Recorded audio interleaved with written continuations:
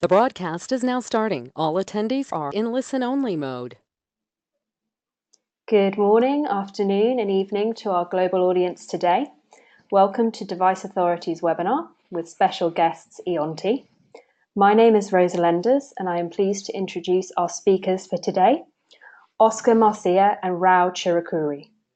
Oscar is a PKI specialist and provides direction for trust management implementations to several industries, such as the cable industry, smart grid, utilities, Wi-Fi mobile devices, and the global aviation community.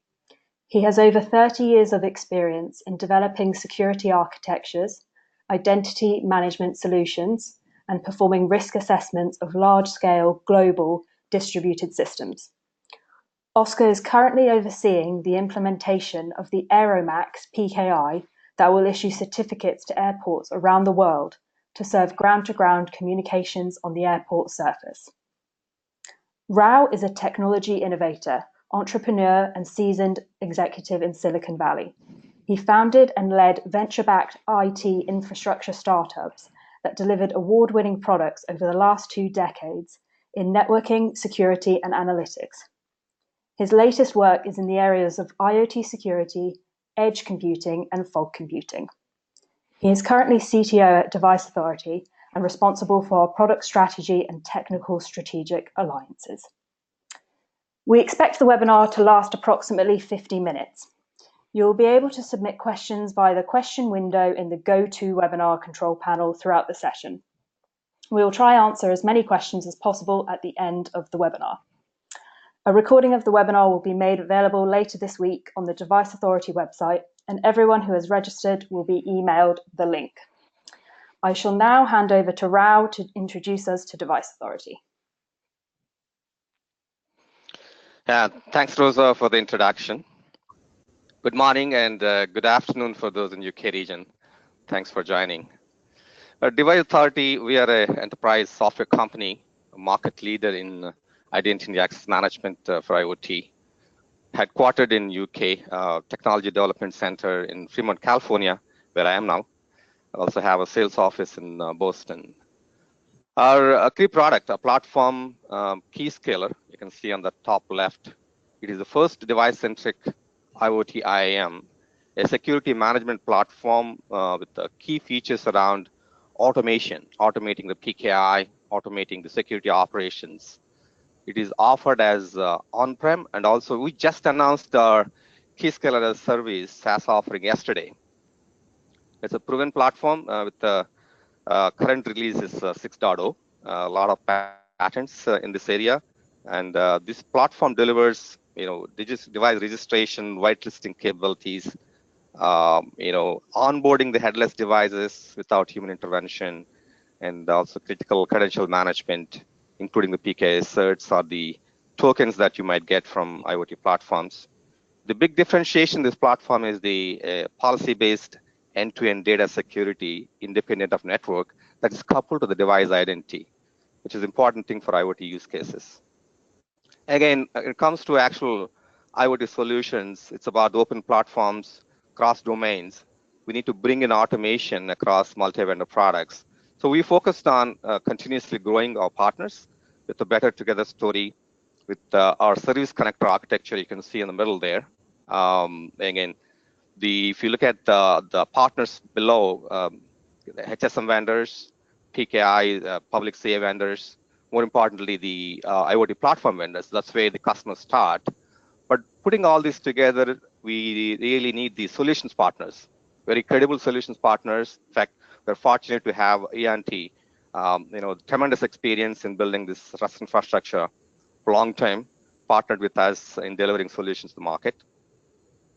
With the launch of our SaaS model yesterday, with our delegated security management architecture, and again, with a lot of RESTful APIs, you can consume any of the functionality as listed on the top layer, as if that's native to your own application or service, right?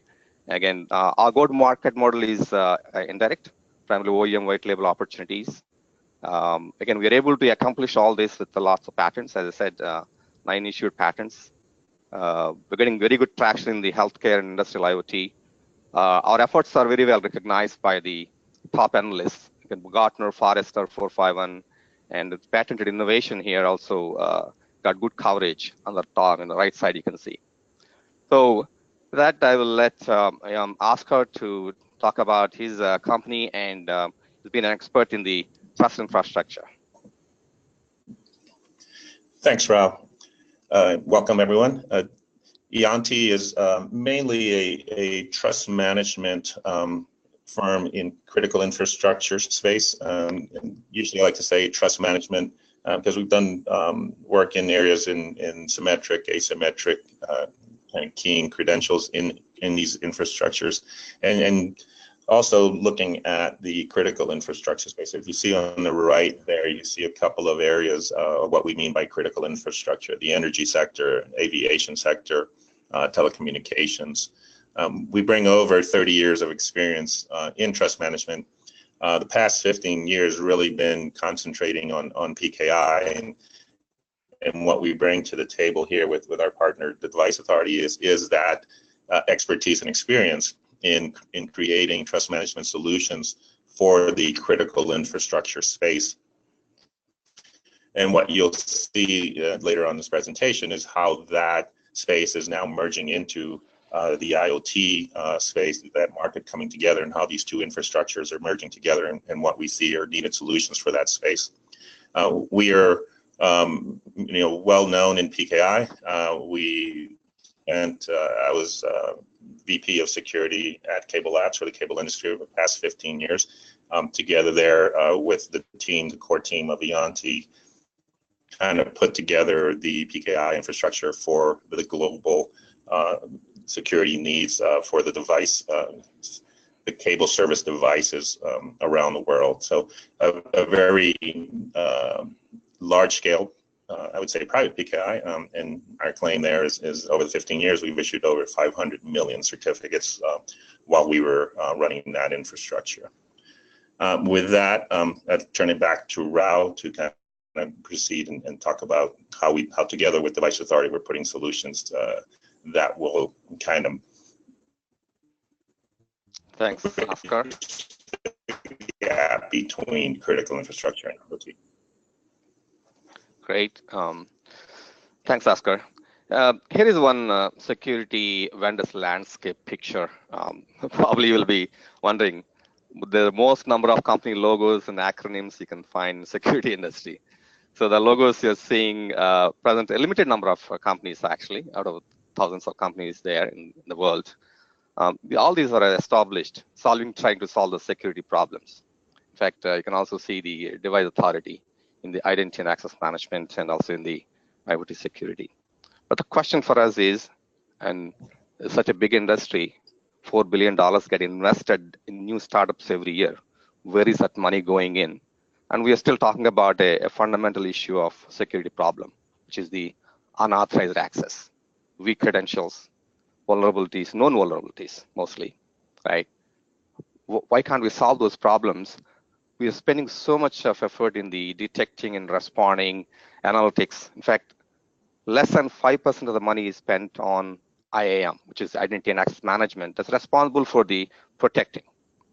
More than 50% we are spending in the security services. There could be remediation, all of that. Fundamentally, we do have a lot of security technologies, as you can see from these companies listed out there, but we don't have a right security model, or right model and automation that can harness these technologies and products to solve the real problem from ground up. And that is the core objective of this webinar today. Hence, I took the liberty to show this complex landscape here. Majority of these companies, if we do the right way of solving the security, I would say some of these companies can go out of business because they're more focused on the detect respond, but we need to more focus on the protect and prevent. If we do that right, if we solve the unauthorized access and solve the fundamental problem, weak credentials, and able to address the known vulnerabilities with the right secure updates. And fundamentally, we need to have some foundation for it.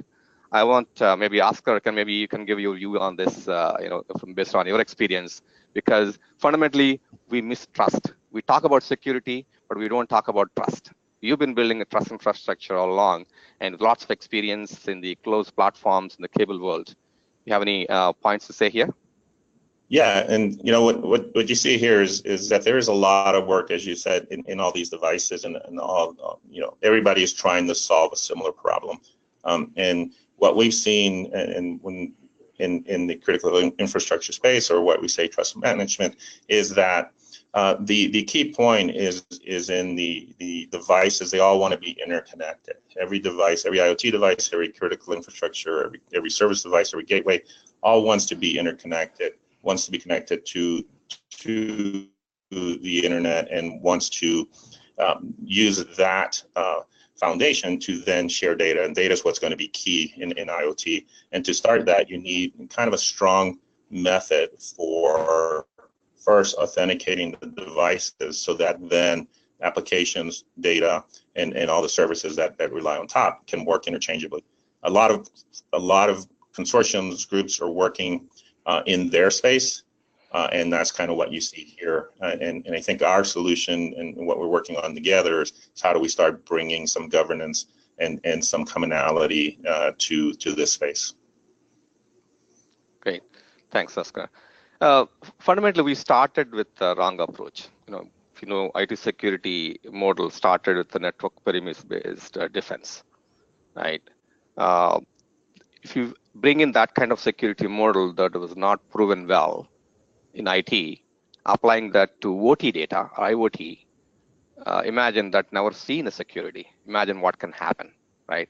Fundamental big issues. It's not just about data breach, it's about the safety issue. The compelling economic, social benefits envisioned are at risk, right? So anyway, we can't think of IoT security as an afterthought, the way IT has been doing. It's too important, right? But there are also some new security challenges are presented by the IoT ecosystem. If you look at the fundamental change here is the device identity, right? We've been dealing with in IT world more about human identity, detecting and responding with traditional security models. But if you apply that to the IoT side, fundamentally we are dealing with devices, IoT devices, unique characteristics. They're constrained, can't add the security layers the way you add in IT. There's no user interface. Often these are the small, tiny devices with battery run long life. Very difficult to update. Very little tolerance to downtime. There's poor physical security and more. Anyway, I'm not going to the details there, right? So we need to deal with this IoT, and we are trying to bring in the IT security models to the IoT, and that clearly not going to work. I mean, we're not just talking about data breaches here. We're talking about safety issue here, right? So, I mean, this is the problem exacerbated by the IoT as it brings new security challenges. Device identity and integrity are the new perimeter. Important thing here is we need to couple the data security with that device identity model. So fundamentally, we have to look at this secure by design from the beginning and end-to-end device and data trust. So more focus on the protect and the prevent. But as I said, we have lots of technologies in the previous slide, lots of products out there. How do you connect them to deliver the trust we need? How do you kind of make this happen? So we've been trying that. And Oscar, do you have anything to say here? I know it's been an ongoing problem, but nobody's kind of addressing it from the ground up.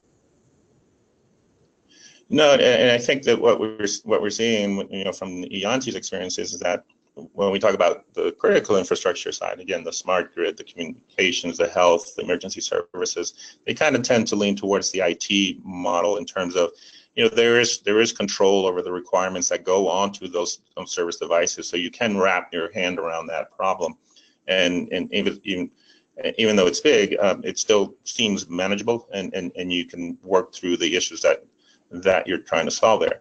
What we're seeing now, though, is on the IoT side is those devices are now trying to come on to and attach to these existing infrastructures. The IoT world comes from many different devices, many different manufacturers, many rich set of applications, and again the data, and it's a much bigger problem, one harder to wrap your hands around. And so you agree that, again, there's an evolution from that IT to kind of this IoT, and the merger of the two together and creating automated ways of authentication, authorization, and then creating the secure communication paths as we're doing again in that Aeromax example that was given earlier. That's kind of where we see the solutions happening, where these two things, that kind of the IoT way of thinking, also merging into what we're seeing in what IoT is bringing into those networks. Great, thanks. Clearly, IoT presents a huge opportunity in a way, forcing us to bring the right security model by design, and the challenge in front of us is how do we make this happen, right? But let's go look at typical high-level architecture of a typical IoT solution here, right? A simplified solution here. On the left side, the edge, the devices, gateways, connecting to the right side, IoT platforms and applications, right? Exchanging data. Fantastic. Thanks to all the advancements in machine learning, big data. On the right side, yeah, we can ingest any amount of data, apply the machine learning, bring in the insights, and then controls back to the devices. Fantastic value, right? Right. The plethora of IoT platforms on the right side, they all talk about how easy it is to connect devices, how easy it is to secure those devices and data. At the end, it's all about how you're going to implement that. They're going to provide you lots of the tools, right? Again, if you take an example, AWS IoT would say, hey, you need a digital certificate on the device here, and that's how it's a distinct route, by the way. That's how we connect to you, right? Azure IoT will say you need to deliver a SaaS token to the device. That's how we authenticate the device. But how do you make that happen? All these IoT use cases are all about the data. But the question is, how do we establish the trust to that data all the way from device to the actual consumption, independent of network connectivity, right? And then again, coupling that to the device identity. If I send the wrong data to a wrong person, or if somebody else is consuming it, it's a problematic, right? So most of these platform vendors talk about shared responsibility. Of course, they all support you with the relevant tools, but it becomes the customer's responsibility to build the right security model that works for their requirements. And again, that we might need to integrate that with the other and enterprise components as well, right? What is not shown clearly in this picture is that, well, we represented it on the left side. You can see in the dock, the manufacturing front, devices coming from production. On the right side, enterprises. These two are not fully understood, because when you talk about secure by device design and from the beginning, unless we have the right root keys at the time of manufacturing, bring in that trust anchor, leverage that for automation. That's one part of it. Second part on the right side is ultimately enterprise IoT use cases are all about productivity or other benefits, but you need to connect that use case to the actual enterprise applications, infrastructure, or users, right? You already have existing IT security models established in enterprise. If you don't interoperate with that existing security infrastructure, again, the IoT use case would not work well, right? So I'll stop here a little bit. And also, Oscar has fantastic experience in the left side, because in the cable world that he has been dealing with in building the trust infrastructure, typically that worked well in the closed platforms in the past. They have always leveraged the PKI models. They propagated that PKI model from manufacturing into operations, right? Let's say, Oscar, you have a few things to say about, I know you have a fantastic experience in really bringing in that trust models in the past. Again, that's what we need in the IoT as well. Yeah, and this is a great illustration of kind of what we're seeing. And if you look at, you have a service provider, you have a data center, and you have these gateway devices that are usually fairly trusted, right? Requirements are written for that. These are devices that go through certification testing. There's security credentials put in them at the time of manufacturing. And so to that service provider, that's a well-known trusted device, and they can manage it remotely. And then as you're seeing now with the IoT devices coming on, now they want to, again, be connected. They want to be connected to the internet. They also want to be able to talk to each other.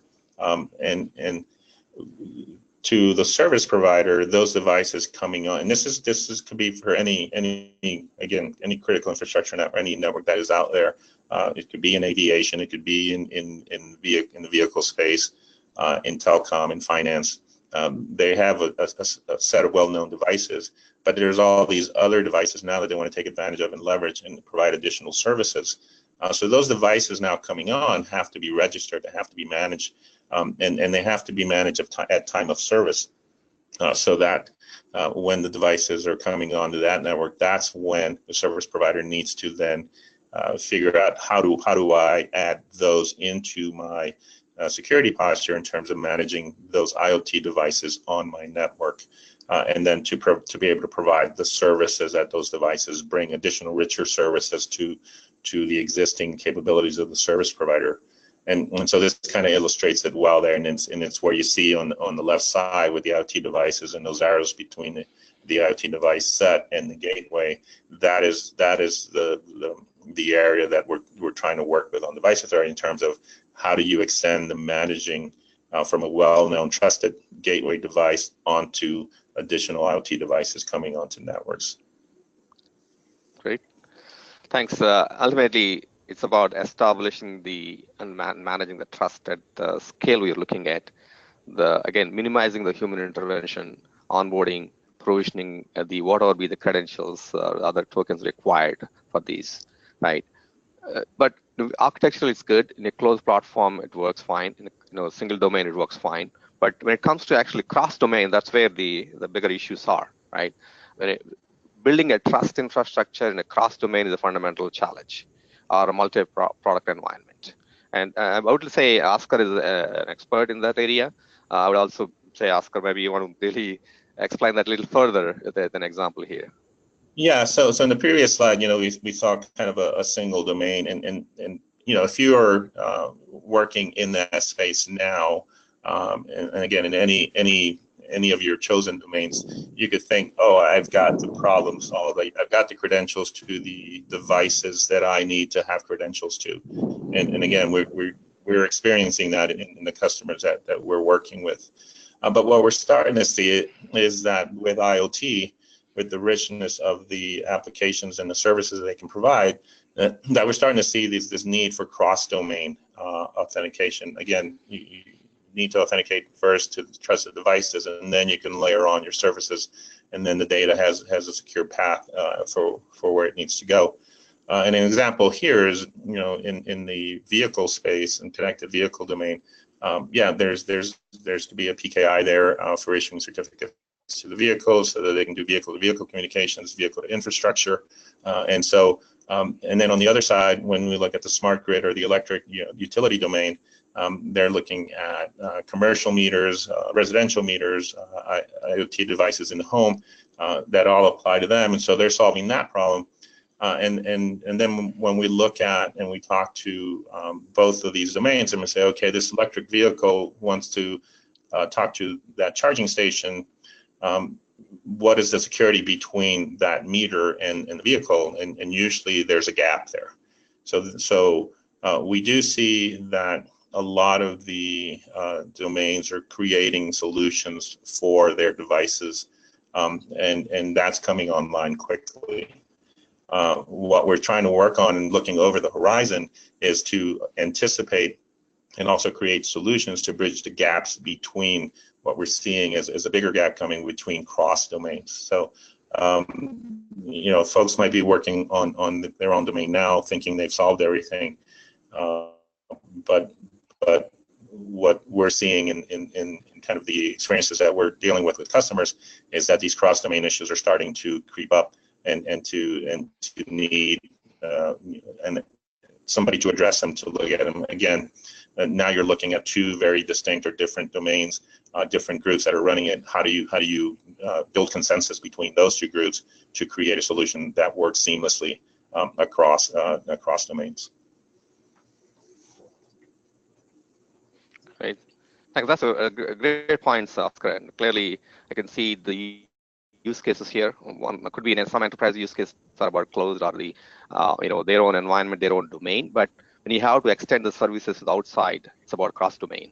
I can clearly see where the public CA vendors, especially in the PK world, can play a huge role here, right? The new opportunities for the Yeah. CA vendors here to address these cross-domain use cases. Yeah.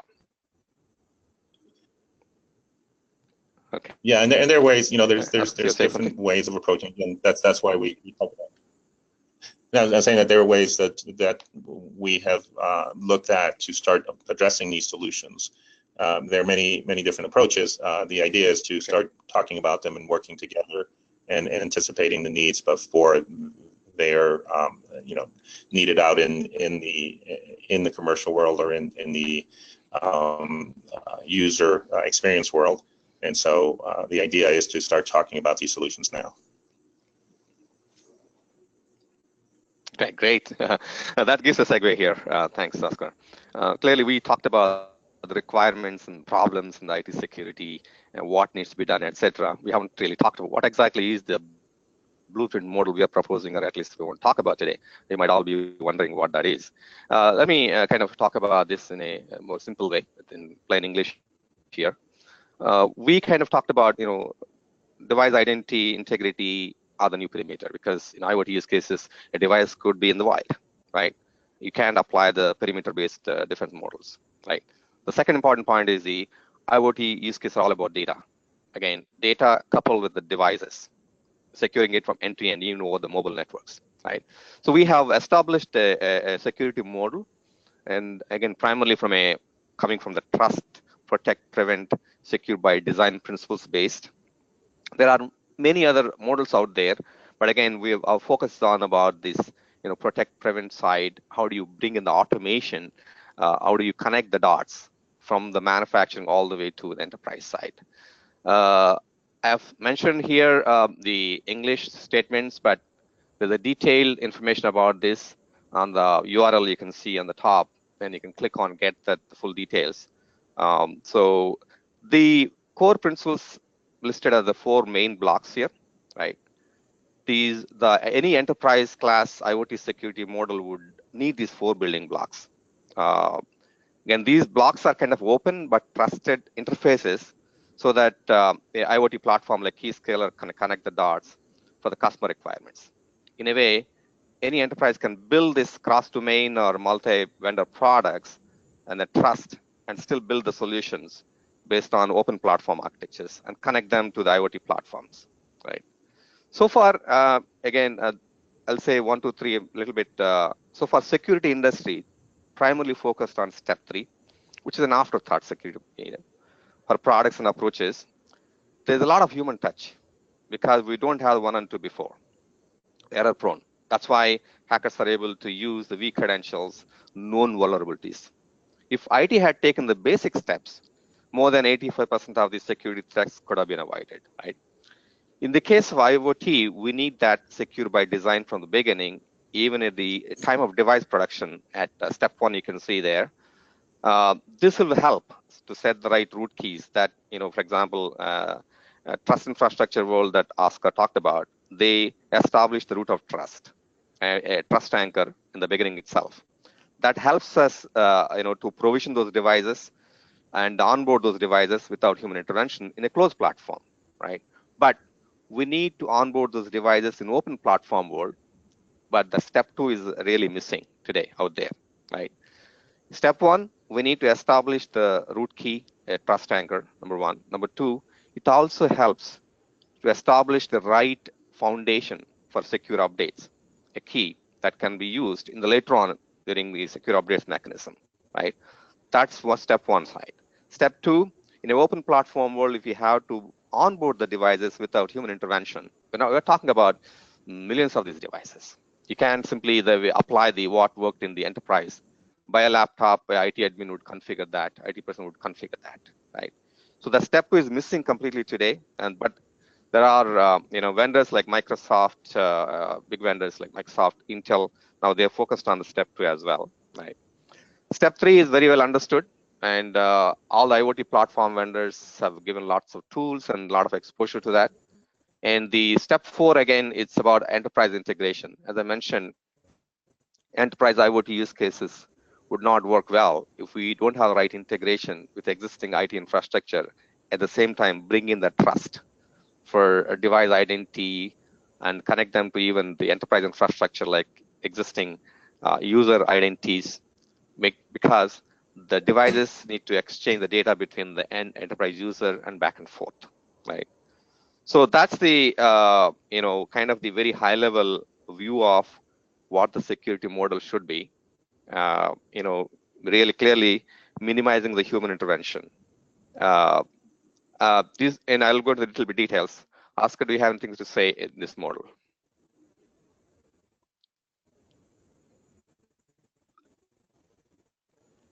Okay.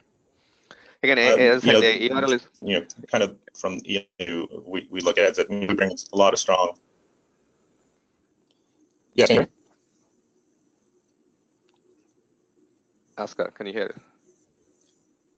Please go ahead. Yeah, I'm still on. Can you hear me? Yeah, I can Hello? hear you. Yeah. Okay, sorry about that. No, what I was saying that Eonti brings a lot of experience in that case one, where it's kind of the critical infrastructure plays well in. We see device authority playing well in that step three, and then what we talked about before was that folks are coming to us to solve that step two. How do I onboard IoT devices onto this infrastructure that I have that is secure?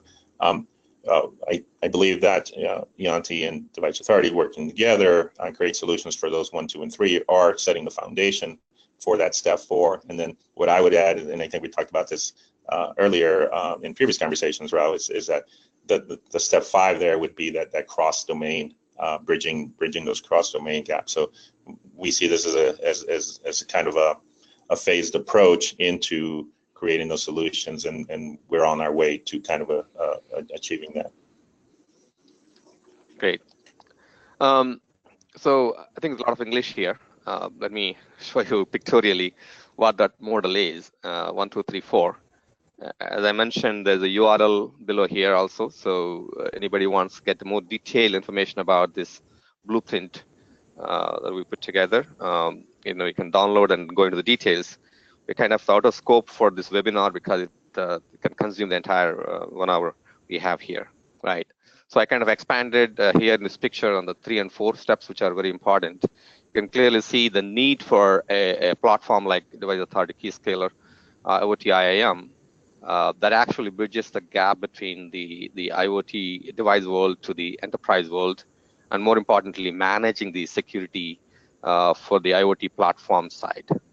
And again, not just you can see that not only the device identity, the authentication model, managing the data security in between. You see the data security platforms, the KMS platforms, how we exchange the keys.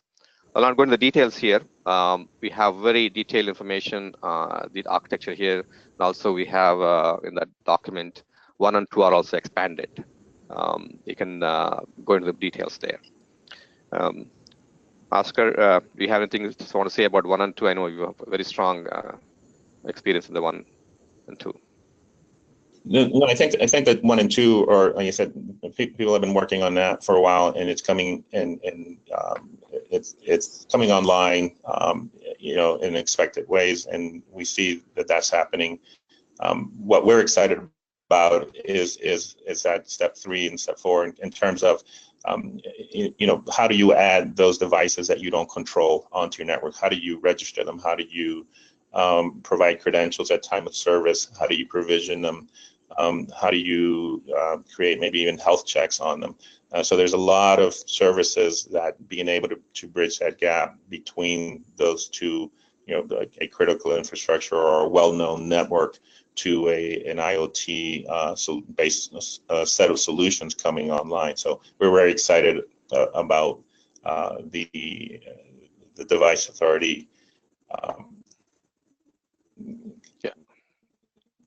features and capabilities that allow us to do that. Great, thanks. I think instead of going to the details on the general security model, let me take an example here. Right, it's a simplified view of a medical devices use case, employing this blueprint architecture we just now talked about. Again, to show that this is not just theory, we applied this model to this mission critical use case.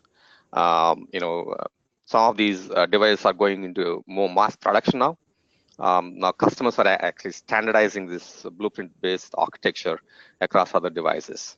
You can clearly see, because we're showing this example, a healthcare device like, oxygen concentrator on the left side. I mean, the criticality of the data, criticality of the device authentication are paramount, right? Because of the security and also compliance requirements. So our solution, essentially, if you look at this one, the key functionality is about the medical device on the left side, connects to the key scaler for registration, and again, getting the right identity. It could be PKI key or other keys, getting the right device ID, and authentication key. And also, we need the right crypto keys for encrypting the data. So we manage the crypto keys. Now the device is able to encrypt that data at the device side, and then send the data to the IoT platforms or the users on the right side. Now authenticated users or the applications can get the decryption key from device authority key scaler and then decrypt it. It's like all this is happening independent of network connectivity. The oxygen concentrator, for example, here could be sending the data over the mobile network. The important part of it is the data has to be delivered to the device, and sometimes if you need the field level encryption, you need to encrypt that. You need multiple keys.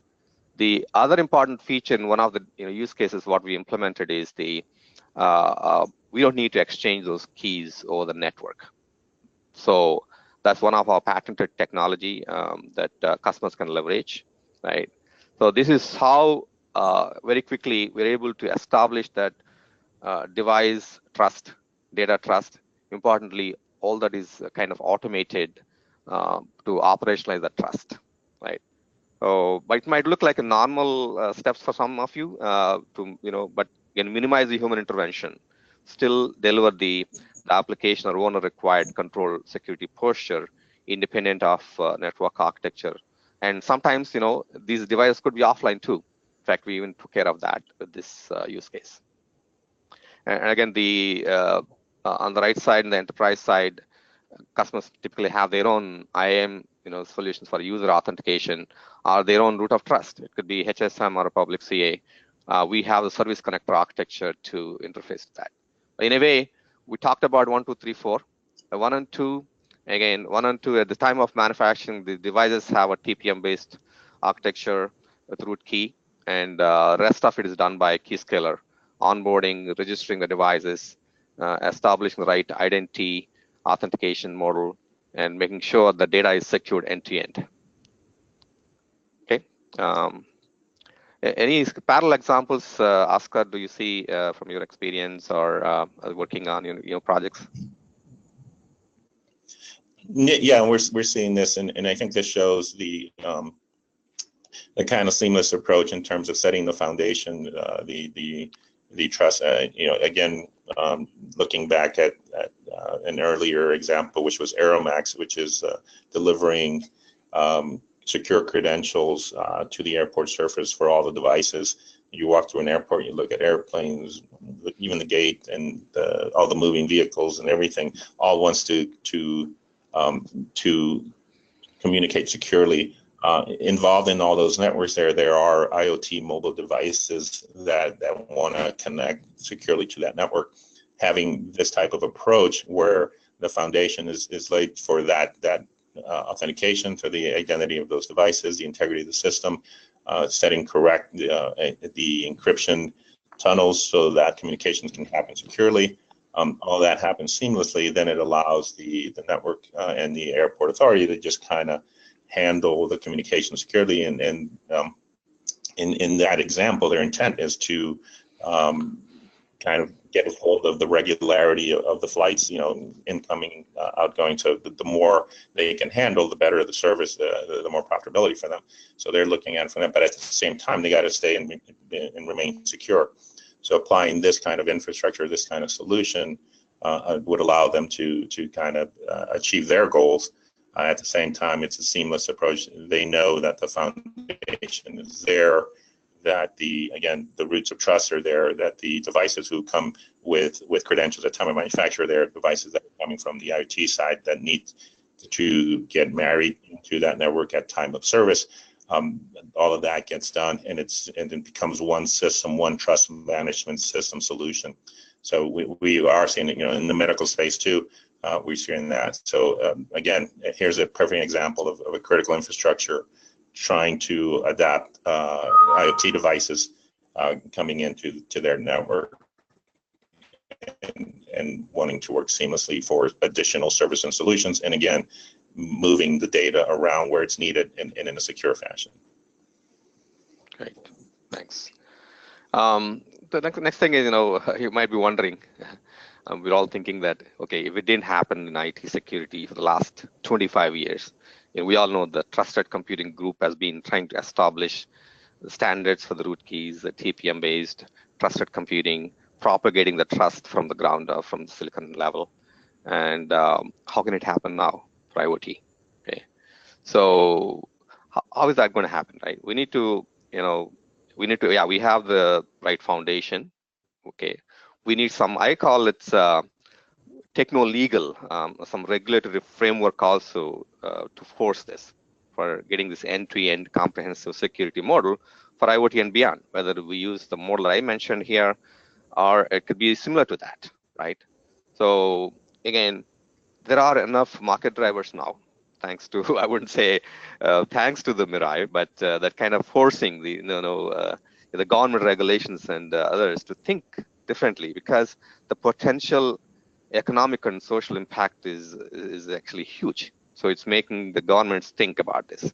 The regulations bodies are coming in to act and prevent this. Again, NIST is working on many initiatives in this direction, but we are part of this one initiative last year, project to mitigate the DDoS, right? In fact, FDA announced first ever recall of medical devices due to cyber risk in August 2017, right? And anyway, there are multiple things happening. So at last we have an opportunity here to deliver the security the right way. We've been going all along, spending billions of dollars, and again, every industry, again, we are pulling more patchwork solutions, right? There was no market driver for force bringing in the liability across all these different entities, including the device manufacturers, service providers.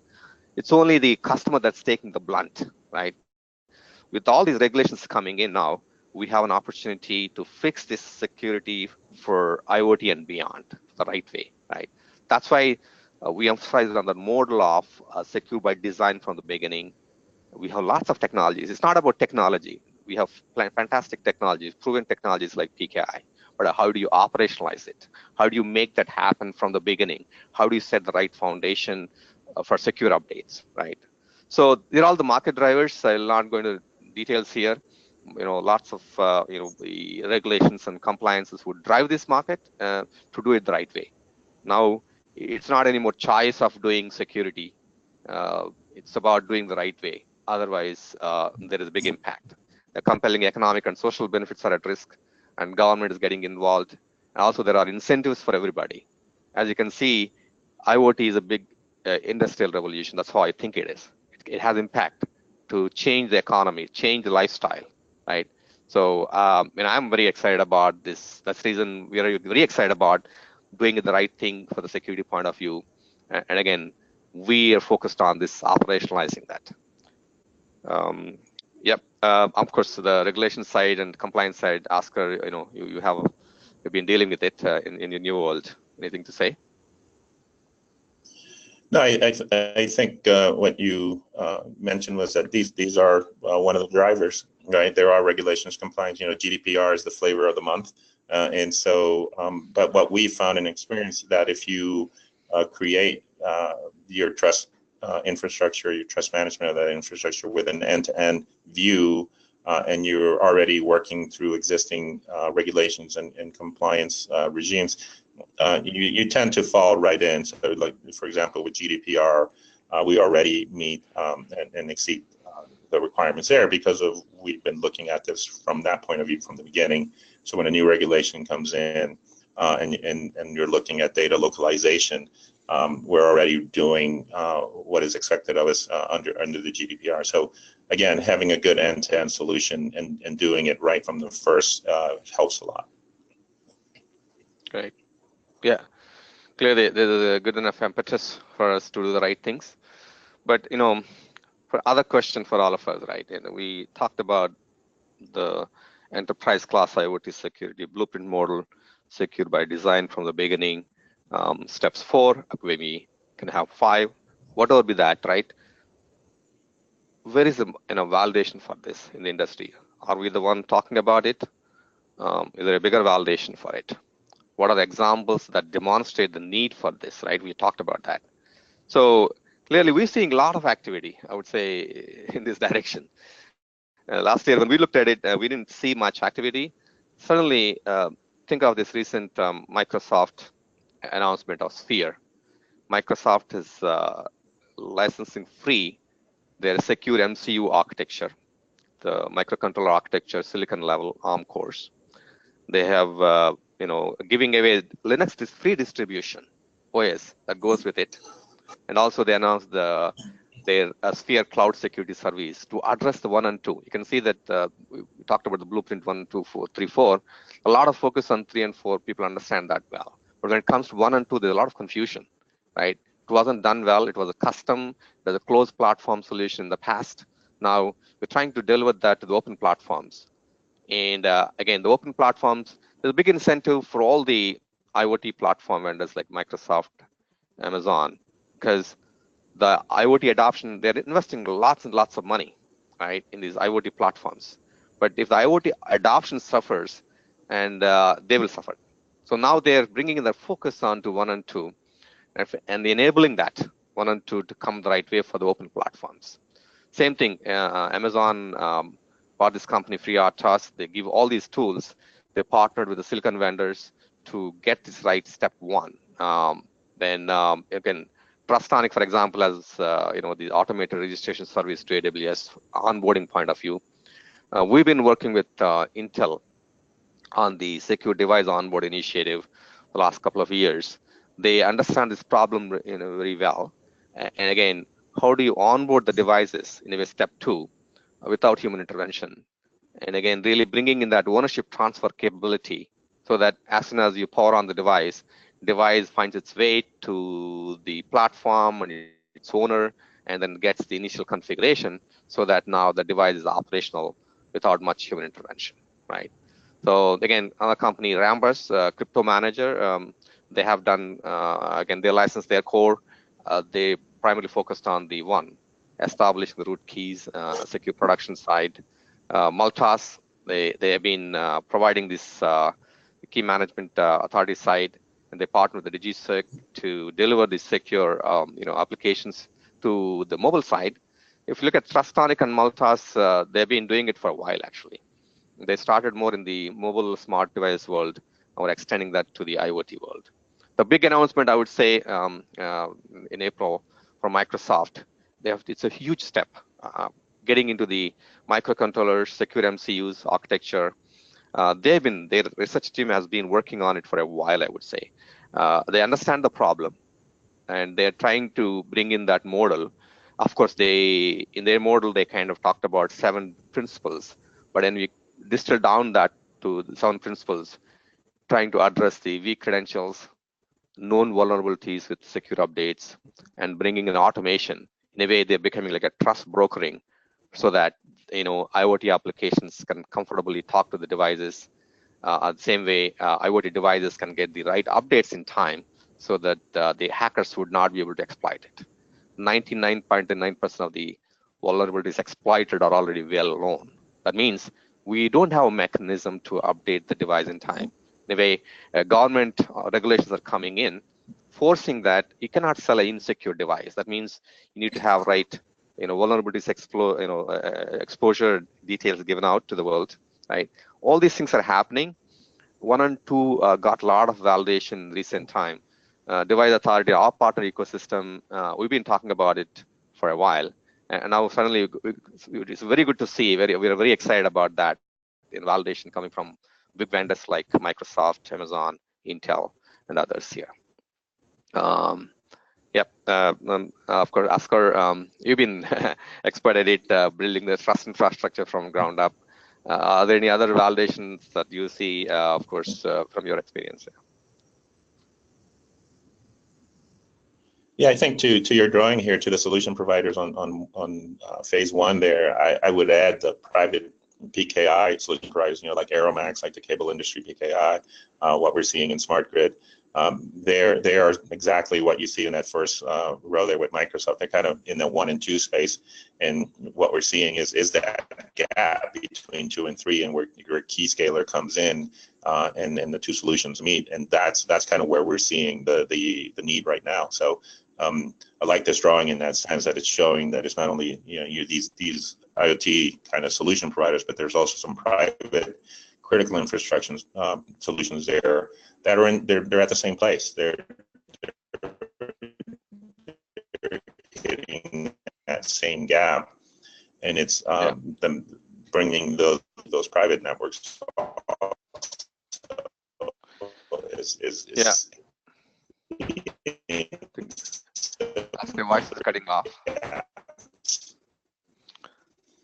Thanks, Oscar. I think clearly, we have a incentive again. Keyscaler, a lot of yeah. Sorry, I couldn't hear you, Oscar. Sorry, started. Sorry. You have anything more to say? Great. We've been number 3 and 4 because our customers are using. How about now? Extending. Yeah. Go ahead, Oscar. Still, we can't hear you. Let me continue. So Keyscaler, we have pretty much an incentive again to work with the ecosystem partners. As I said, our goal is to bring in that secure by design. We've been closely working with these partners. Intel, as I said, in the last 2 years we've been working with them. We have connectors to our Microsoft and AWS environment, and we are interacting with the other partners there. So we bring in that complete interoperable. We have flexible architecture to make that happen. So then, one question, Oscar, I want to ask you this. This is clearly, trust infrastructure is primarily based on the PKI. PKI vendors have a lot more in this game here, right? This high growth IoT security market. What do they need to do now? I think now, how do they need to address this market? And clearly, it's a huge number. We're talking about IoT. What do they need to do?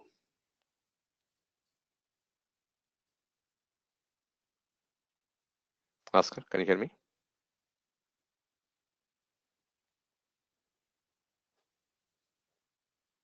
Okay. Let me go to the next. From our point of view, right? So it's PKI at IoT scale is IAM for IoT 2.0. We know that PKI can solve this device identity authentication, integrity, and privacy. Of course, the PKI, symmetric crypto keys. From a data security point of view, or integrity point of view, play a role. The question is clearly, how do we operationalize this at this IoT scale? PKI remained more as a rich man's game, I would say, because it remained more into the server environment or into custom solutions where there's a lot of human touch, right?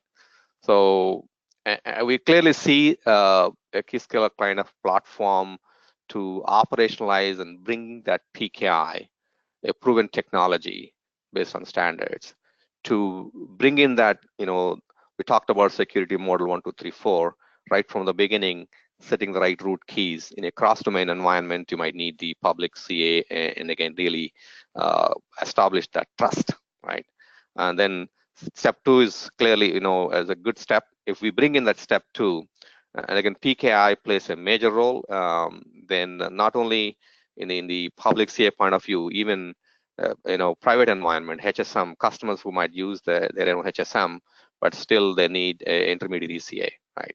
So they see those opportunities. I would like to see if Oscar, are you back? Yeah, am I back on? Can you hear me now? Oh, yeah, I can hear you now. So yeah, maybe yeah, I can hear you. Can you go ahead, Okay. Oscar? So looking at kind of the case study that we have here in the cable industry, Here's an example of kind of a private PKI that can scale to hundreds of millions of devices using PKI again into a critical and then we can see that with the key scale solution, you can extend that to because you register that network when operated correctly when the thought is put on from the beginning. So we see that these solutions can scale to and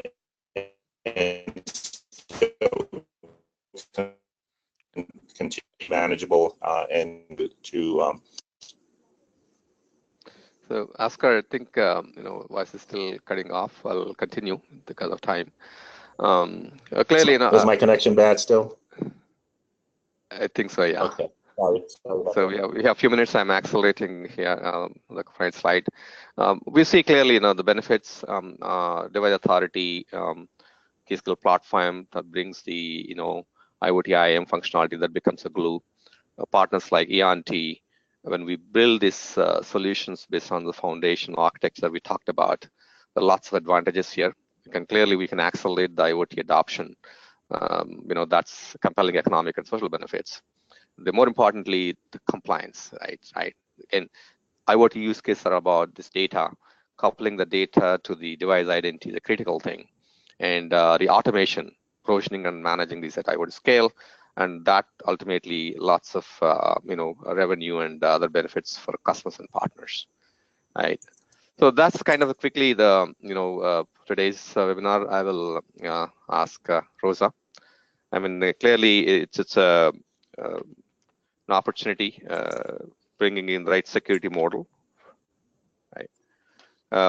Secure by design. There are missing steps probably in functionality in the existing cybersecurity model. Glad to see these vendors addressing that, right? Device authority and our partners like Eonti, we're doing our part in the right direction and to make the world safe and better lifestyle, the IoT adoption. Oscar, do you want to, can you say your, Oscar? Can you hear me? Am I connection back? Yeah, go ahead. Sorry, my connection's not be coming in and out. Yeah, can you say the final no, words? I think what we see is that, I think we see a lot of growth in this area, and we see the gaps that need to be, completed, not only in the onboarding of IoT devices to existing networks, but also that cross-domain area. So those are the two kind of major gaps that we see, and we're working together on those types of solutions. Great. Rosa, it's back to you. Right. Yeah. Thank you very much, Rao and Oscar. We have actually come down to the end of the webinar, so apologies we haven't been able to answer the audience questions, but we will follow up with the individual questions over the next couple of days. I just want to say a big thank you, obviously, to Rao and Oscar for all the content and insights that they've brought today. Obviously, just a reminder of our next webinar, which is on July 10th, which will give an introduction into our new managed service, which is called Keyscaler as a Service. If anyone has any further questions, please feel free to reach out to either Rao or Oscar. And we look forward to speaking to you on another webinar soon. Thank you. Great. Thanks, Oscar. Thanks a lot for joining the webinar. A lot of insights from you. Thanks a lot. Thank you. Thank you.